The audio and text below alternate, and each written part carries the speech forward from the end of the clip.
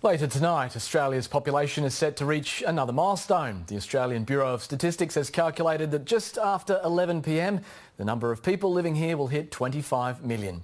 Last year, 38% of our population growth resulted from births outweighing deaths, and 62% was the result of net migration. People born in China made up the largest group of migrants, accounting for 15.8% of total arrivals. Ashley Raper reports.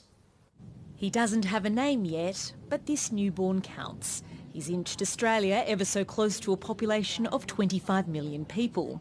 But when it clicks over tonight, his mother won't be concerned. She's come from India, where there's more than 1 billion people.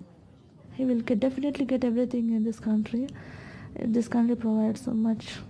Their family lives in one of the fastest growing areas in the country, Western Sydney. So too does university student Zina Al-Hadari, who migrated from Iraq and chose to live in a big city. For migrants who live in Sydney, they don't feel like they're alone or isolated or something.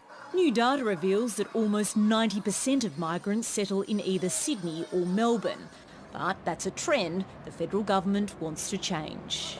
The issue of population is not just one of growth, but it's one of the distribution of migrants and, of course, ensuring that we have the infrastructure. So let's take a look at Australia's growth. A baby is born every 1 minute and 42 seconds, while a person from overseas moves here every 1 minute and 1 second. When you take in deaths and Australians leaving the country, that means a new person is added to the population every 1 minute and 23 seconds.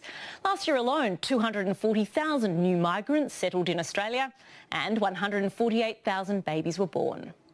There will be further population growth for Australia and for our major cities, and it's important that we plan. The population was 12.5 million in 1970. It hit 20 million in 2004 and then increased by 1 million every 3 years until 2016. Today, 2.5 years later, we're reaching 25 million.